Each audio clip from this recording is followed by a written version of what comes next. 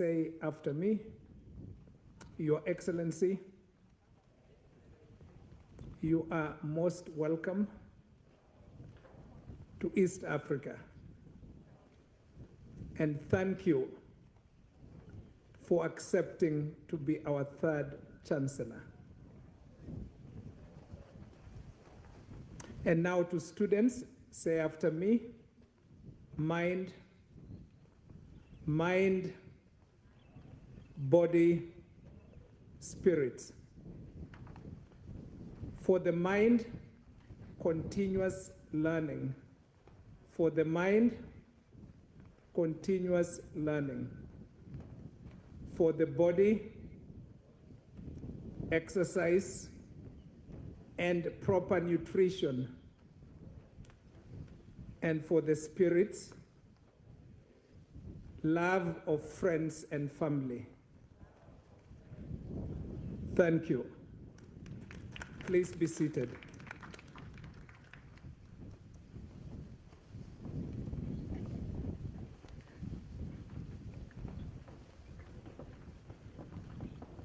May I now take this opportunity to invite our Chancellor to speak from his position.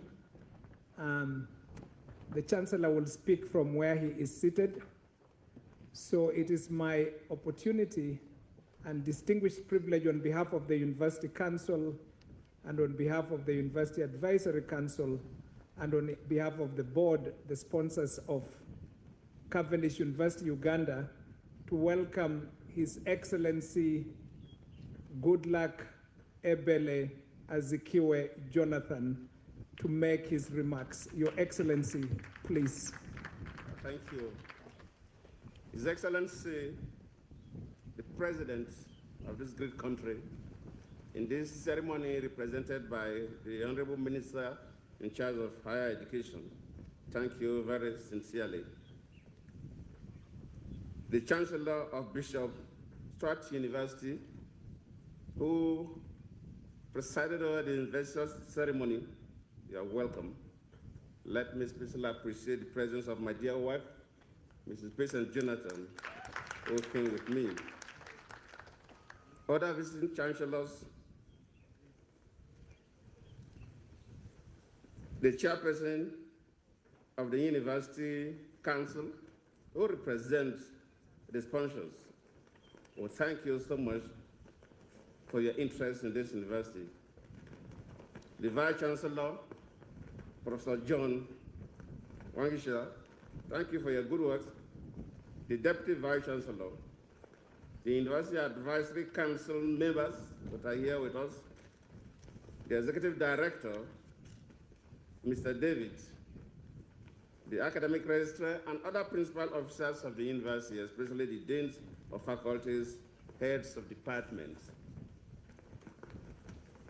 The student leaders, our students and parents who are here with us, and those who are joining us virtually, of course, that is the new normal today.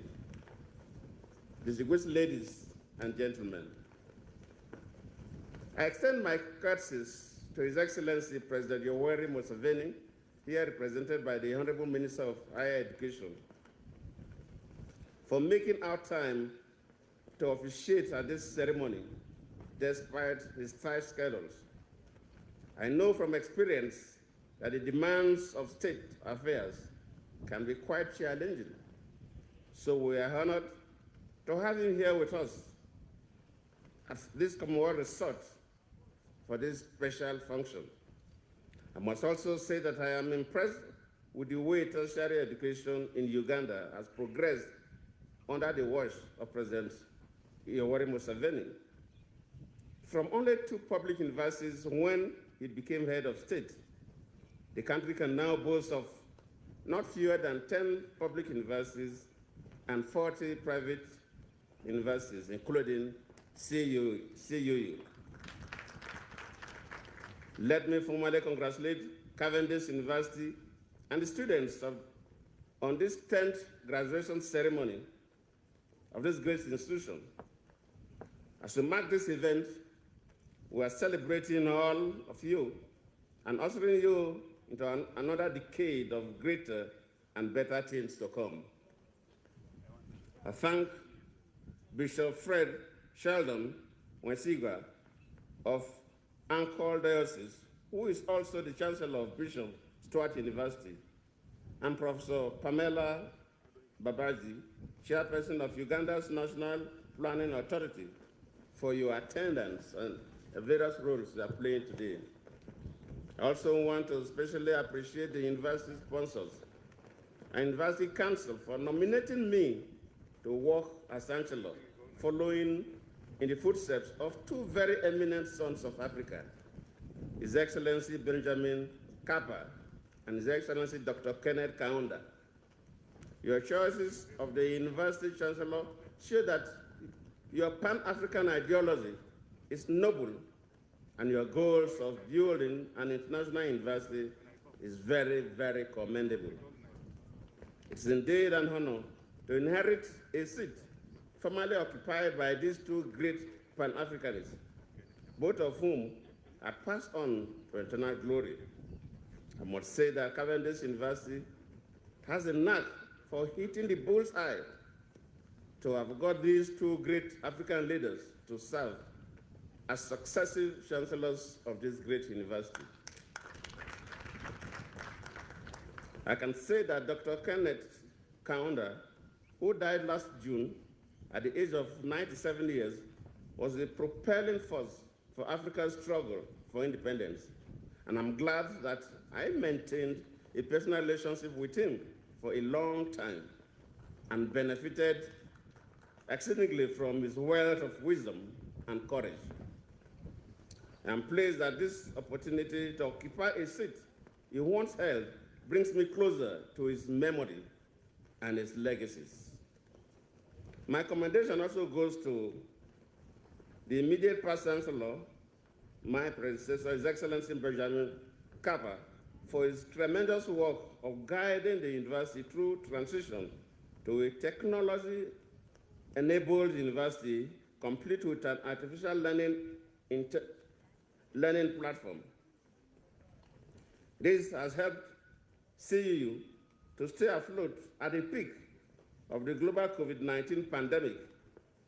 I believe this is a solid foundation upon which we can build a greater future together.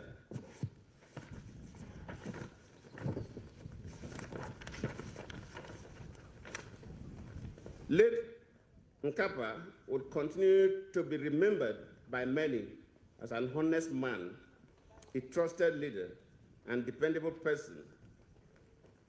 CEU was lucky to have had him as a chancellor.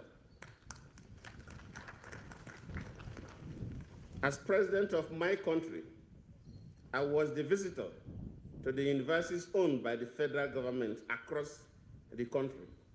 But the position of a chancellor is new to me. I appointed chancellors, but today I've been appointed as the chancellor by other authorities. I thank you so much.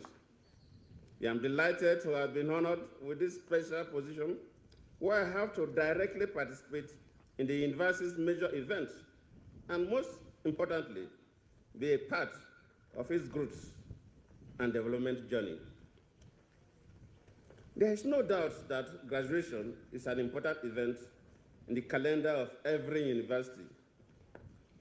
More importantly, it's a special day for the graduates, and I join their families and well-wishers to offer my congratulations on this great achievement. We at Cavendish are proud of your accomplishment and are quite optimistic that you are going out there as our great ambassadors to make a difference in the society. You have all made great sacrifices in order to get to where you are today. Africa and indeed the world are waiting for you to deploy the knowledge, professional skills, and personal growth you have attained towards activating the change that the continent desperately needs. As proud graduates of this university, well qualified in character and in learning, you are wired by the total education you have received here to positively impact the social, political, and economic environment of your various countries. Cavendish University is a leading international university in the country with a very diverse student population, from what we learned, for about 28 countries. This offers students a unique multicultural experience and wide connections that are required in the current situation where the world has become a global village. And on a personal note, let me thank the Vice Chancellor and the University Management for admitting so many Nigerians to school here. It is delighting to know that CEU was among the first in Uganda to embrace technology-enabled learning, even before the menace of COVID-19 pandemic, when traditional distance learning was replaced with studying via e-learning platforms, which permit learners interact with instructors and fellow learners. It is for this reason the CEU remains operational when other universities shut down due to the COVID-19 lockdown and simply opened platforms accounts for all its formally owned campus students, enabling them to continue learning from home without interrupting their studies. It is therefore not surprising that Cavendish University became the first university in Uganda to hold virtual graduation, a ceremony that held in May last year. For all its pioneering initiatives, Cavendish has continued to be decorated with laurels, including the Gold Award for Best Private University by Consumer Choice Award, which the VC mentioned, having won it this year for a second time. This is very important, as the voters are the very consumers of the services of an institution, and might explain why Cavendish University Uganda has been growing despite the global pandemic. I believe that whereas so much has been done, there is still a lot for us to do to realize the vision of the sponsors, which is to increase access of millions of Africans to high-quality, research-driven, and industry-relevant education.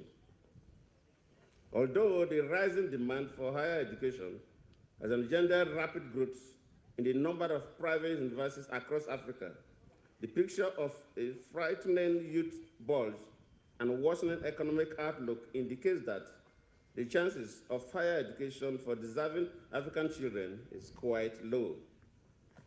Africa continues to grapple with the challenges of education exclusion and low enrollment at all levels in a world brimming with fast-paced learning, rapidly evolving curricula, and technology-driven innovation. I thank Cavendish for blazing the trail, not only in delivering qualitative education as a private university, but also in helping to expand the carrying capacity at the tertiary level. We need to focus on removing barriers to accessing higher education for many African youth who are gifted